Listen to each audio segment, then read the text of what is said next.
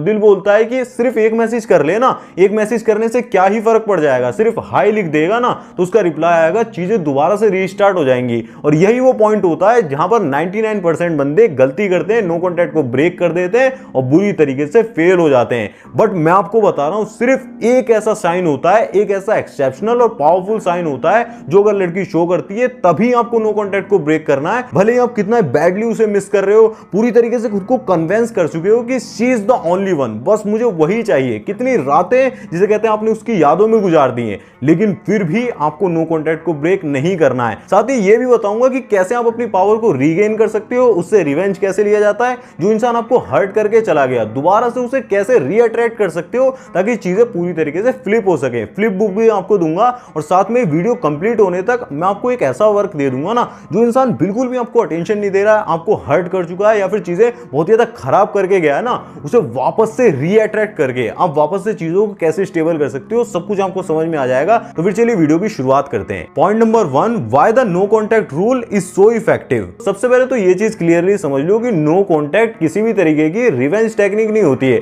और ना ये इस बारे में होती है कि आप नॉट केयरिंग नेचर शो करते हो कि मुझे तो फर्क ही नहीं पड़ता है। नहीं, ये एक तरीके से अपनी पावर को रिक्लेम करने के बारे में होती है। नो कॉन्टैक्ट को फॉलो करने का मतलब उसे पनिश करना नहीं होता है, खुद को प्रोटेक्ट करना होता है। एक बहुत ही बड़ी मिसअंडरस्टैंडिंग होती है कि नो कॉन्टैक्ट का मतलब होता है एटीट्यूड दिखाना। नहीं, ऐसा बिल्कुल भी नहीं होता है। नो कॉन्टैक्ट का सीधा सा मतलब ये होता है अपनी एनर्जी को, अपनी रिस्पेक्ट को रीसेट कर देना। जब कोई इंसान आपको बहुत ही ज्यादा लाइटली लेता है, सिर्फ काम के वक्त ही आपसे कॉन्टैक्ट करता है, ब्रेकअप के बाद भी आपकी एनर्जी का यूज करके चला जाता है, पूरा बेनिफिट उठाता है और साथ में टाइम आने पर इसे कहता है वैनिश हो जाता है, तो नो कॉन्टैक्ट सीधा सा उन्हें सिग्नल देता है, सीधा सा जवाब देता है कि तुम मुझे हर्ट करके नहीं गए हो, तुम मेरी लाइफ से नहीं गए हो, बल्कि तुमने मुझे लूज किया है। मेरे अंदर जो वैल्यू है उसे तुम लूज करके गए हो, मुझसे जो चीजें मिल रही थी उसे लूज करा है। बट प्रॉब्लम क्या होती है, जब आप बार बार उसकी चैट को चेक कर रहे होते हो ना, हर एक मैसेज को, ब्रेड क्रम्बिंग वाले जो मैसेज होते हैं उसे बार बार से जिसे कहते हैं एनालाइज कर रहे होते हो, बार बार उसकी स्टोरीज को स्टॉक कर रहे होते हो, तो आप एक तरीके से चेजिंग मोड में फंस जाते हो।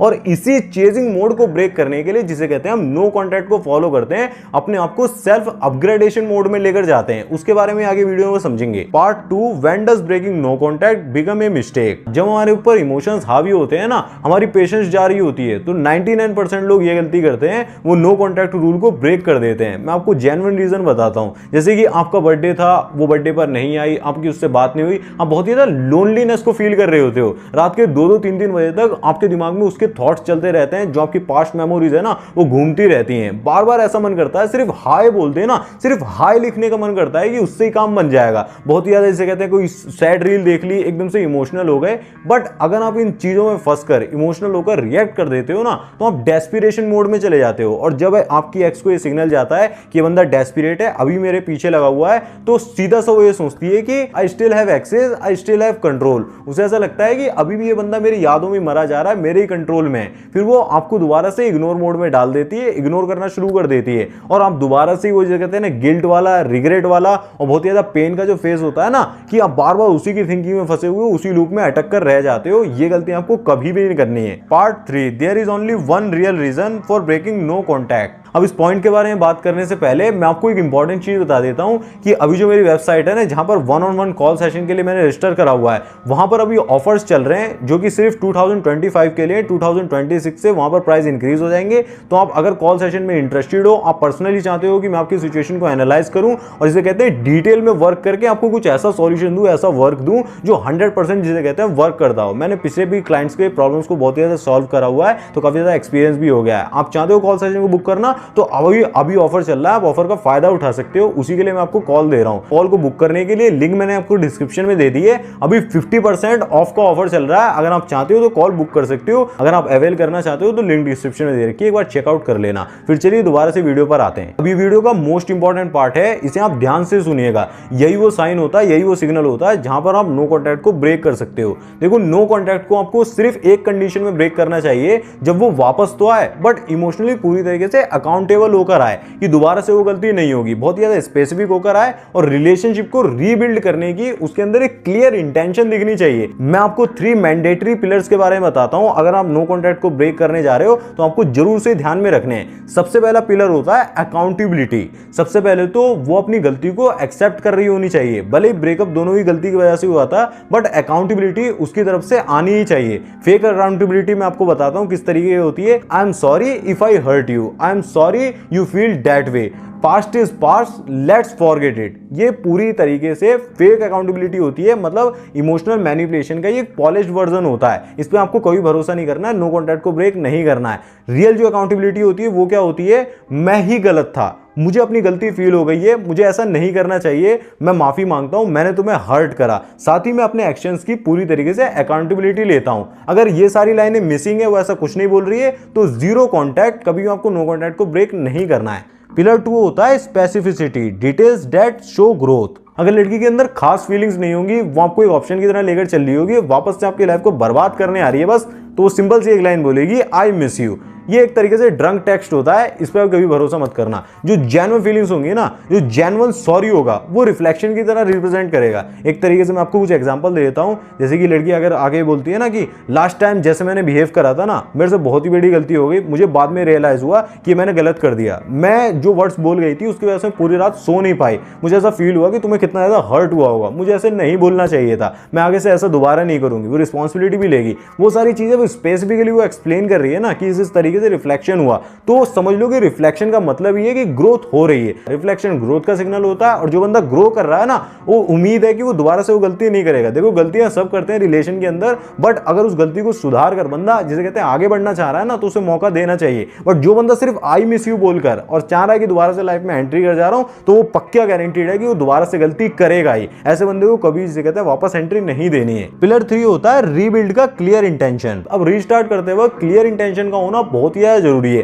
जैसे कि फेक इंटरेस्ट में आपको बताता हूं, वो वापस से आएगी कि जो हमने साथ में एक्सपीरियंस करा था ना, मैं उसे बहुत ही ज्यादा मिस कर रही हूं, इसलिए मैं वापस से आ रही हूं। या फिर वो बोल सकती है कि मुझे समझ ही नहीं आ रहा है कि मुझे क्या करना चाहिए, लेट्स टॉक, बस सिंपल सी चीजें बोल सकती है, आई मिस यू। मैंने आपको पहले ही बताया, ये कोई क्लियर इंटेंशन नहीं होती है, फेक इंटरेस्ट होता है। वो दोबारा से बात स्टार्ट कर देगी, कुछ दिनों बाद दोबारा से वैनिश करेगी, आप दोबारा से जीरो पर आ जाओगे। ये गलती आपको नहीं करनी है। क्लियर इंटेंशन को समझो ना। क्लियर इंटेंशन क्या होगी, मैं दोबारा से रिलेशनशिप को स्टार्ट करना चाहती हूँ, मुझे रियलाइज हो गया कि मेरी क्या गलती थी, और मैं दोबारा से कहते हैं हॉनेस्टली एफर्ट्स करूंगी और ज्यादा ग्रो करने की कोशिश करूंगी रिलेशनशिप को। अगर तुम रेडी हो तो हॉनेस्टली जिसे कहते हैं हम दोबारा से स्टार्ट कर सकते हैं। जहां पर क्लियर इंटेंशन आपको नहीं मिल रही है, क्लियरिटी नहीं मिल रही है, समझ लो कि वहां पर वो सिर्फ इमोशनल वेंटिंग कर रही है, इमोशनली आपको यूज कर रही है, आपके रिसोर्सेज को यूज कर रही है। कुछ दिनों बाद वो वैनिश होने वाली है और आप दोबारा से जीरो पर आ जाओगे। तो जीरो पर ना आओ, उसके पहले जिसे कहते हैं आप क्लियर इंटेंशंस को, ये 3 पिलर्स मैंने आपको बताए, इनको चेक कर लो, उसके बाद ही नो कॉन्टैक्ट को ब्रेक करना। इनमें से अगर एक भी चीज कमी दिख रही है तो अभी आपको रुक जाना चाहिए।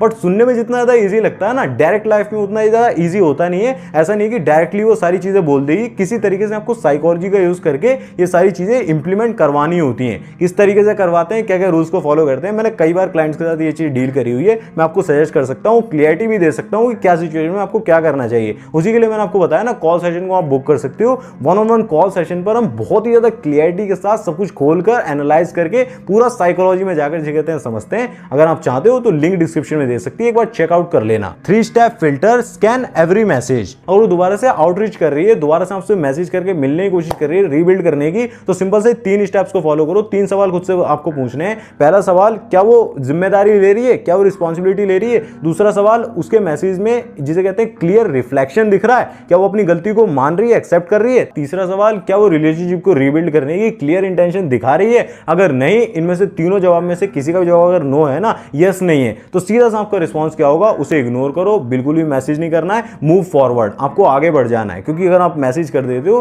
तो दोबारा से अपने आप को इमोशनल ट्रैप में फंसा बैठोगे, वहां गलती नहीं करनी है। अब इंपॉर्टेंट सवाल यह आता है कि अगर सही मैसेज आ जाए तो कैसे रिप्लाई करना है। देखो बहुत सारे लोग गलती क्या करते हैं, वो ये बोलने लगते हैं कि तुम्हारे मैसेज का वेट कर रहा था, मुझे बहुत ही ज्यादा खुशी हुई तुमने मैसेज करा, तुम जब चाहो हम मिल सकते हैं, मैं बिल्कुल ही फ्री हूं, इसे कहते हैं। और ज्यादा एक्साइटमेंट के साथ बात करना शुरू कर देते हैं, बट इस तरीके से गेम ओवर ज़्यादा खराब हो जाता है। आप बहुत ही नीडी से लगते हो, क्लिंजी से लगते हो, कुछ भी काम नहीं बनता है। आपको क्या करना है, कंट्रोल और फोकस दिखना है। सबसे पहली चीज़ उसकी जिसे कहते हैं हैप्पीनेस को, भले ही वो हैप्पी है, आपसे बात करके खुश फील कर रही है, बट आपको बहुत ही ज़्यादा सेंटर्ड और बहुत ही ज़्यादा कंट्रोल में दिखना होगा। उसकी इंटेंशंस को बहुत ही क्लियरली चेक करो, उससे पूछो कि किस इंटेंशन के साथ दोबारा से तुम वापस आ रही हो, क्या तुम्हारी इंटेंशन है, किस तरीके से क्या क्या चेंजेस चाहती हो, पहले किस वजह से गई थी, उसमें आप क्या चेंजेस चाहती हो और तुम्हारा क्या मकसद है, मतलब आगे रिलेशनशिप के बारे में क्या सोच रही हो। मैंने कहा ना, रीबिल्ड करने से पहले क्लियर इंटेंशंस को समझ लो। वहीं पर अगर आपको सारी चीजें क्लियर मिल जाती है ना, वो डिफेंसिव मोड में बिल्कुल नहीं जाती, क्योंकि अगर वो क्लियरिटी के साथ आ रही है तो डिफेंसिव मोड में नहीं जाएगी। अगर डिफेंसिव में जा रही है तो समझो अभी भी नो कॉन्टैक्ट को फॉलो करना है, अभी भी मैसेज नहीं करना है। जब क्लियरिटी पूरी तरीके से मिल जाएगी ना, ये सारा टिक हो जाएगा सब कुछ जो मैंने आपको बताया, कंट्रोल भी रहोगे, सारी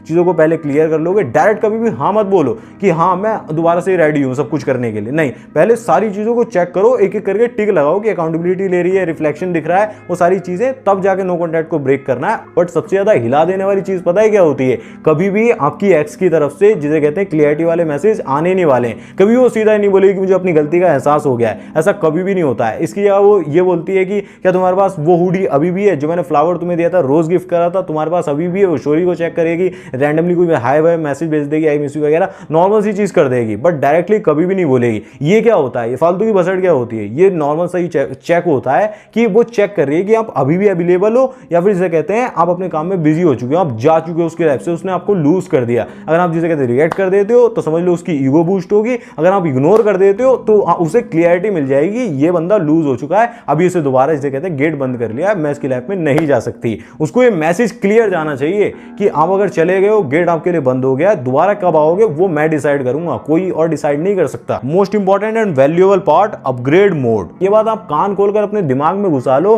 कि नो कॉन्टैक्ट का मतलब बिल्कुल भी वेटिंग मोड में जाना नहीं होता है कि मैं तो नो कॉन्टैक्ट को फॉलो कर रहा हूं, 2-2 महीने के लिए वेटिंग मोड में गया हुआ हूं, सिर्फ वेट कर रहा हूं, कुछ चेंज नहीं कर रहा हूं। नो कॉन्टैक्ट का रियल मीनिंग होता है कि आप अपनी एनर्जी को जो उसके अंदर डाल रहे थे, आप अपनी लाइफ में, जिम में, करियर में, फोकस में, पर्पस में, कॉन्फिडेंस को इंप्रूव करने में, इन सारी चीजों में अपनी एनर्जी डालते हो। और डेंजरस बात पता है क्या है, अगर वो आपकी लाइफ में वापस आई और दोबारा से उसने ये पाया कि आप वही इंसान हो जिसे वो छोड़ कर गई थी, तो वो दोबारा से जिसे कहते हैं ब्रेकअप मोड में जा सकती है। ब्रेकअप मोड रिपीट भी हो सकता है, ऐसा नहीं है कि आप 2 महीने रेस्ट कर लोगे, उससे बात नहीं करोगे तो सब कुछ बदल जाएगा। अगर आपको खुद को एक ऐसे इंसान में बदलना पड़ेगा जिसे लूज करने का उसे रिग्रेट हो कि वाह इस इंसान को मैंने लूज करा है, इसकी वैल्यू इतनी ज्यादा बढ़ गई है। अब वीडियो की स्टार्टिंग में मैंने प्रॉमिस करा था ना, मैं आपको एक माइंडसेट शिफ्ट देता हूं जो आपकी डेटिंग लाइफ को पूरी तरीके से बदल कर रख देगा, आपके एटीट्यूड को किंग लेवल का बना देगा। हमेशा आप अपने आप को एक प्राइस की तरह ट्रीट करो। आप किसी के लिए बैकअप प्लान नहीं हो सकते हो, कभी भी किसी के ऑप्शंस की तरह नहीं जी सकते हो,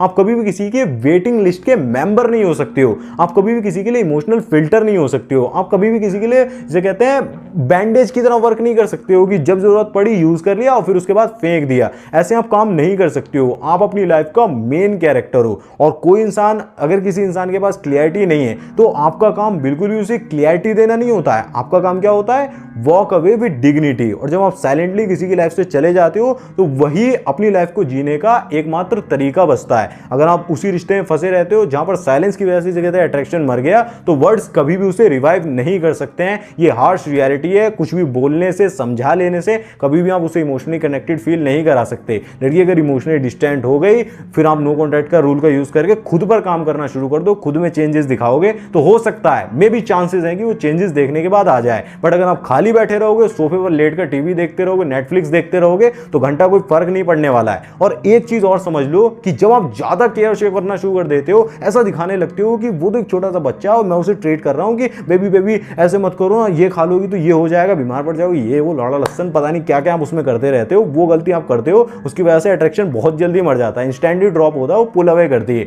वो अगर नहीं समझ आ रहा ना कि केयरिंग ज्यादा शो करने से क्या होता है, कैसे रियली में केयरिंग शो करते हैं, क्योंकि उसने जो इमोशनल बॉन्ड बनता है ना, इमोशनल बॉन्ड भी केयरिंग से बनता है। वो आगे जो वीडियो आ रही है ना स्क्रीन पे, उस पर क्लिक करके देख लो, लाइनअप में देख लोगे तो लेवल अप और हो जाएगा डेटिंग की लाइफ में, और ज्यादा अपग्रेड कर जाओगे। मैं मिलूंगा आपसे उसी वीडियो में, तब तक के लिए आपसे वीडियो को देखते रहे। धन्यवाद, जय श्री राम, अपना ध्यान रखें, खुश रहें। अगर वीडियो पसंद आए तो वीडियो को हाइप जरूर कर देना, क्योंकि ज्यादा से ज्यादा लोगों तक पहुंचेगा ना तो सबका फायदा होगा। धन्यवाद।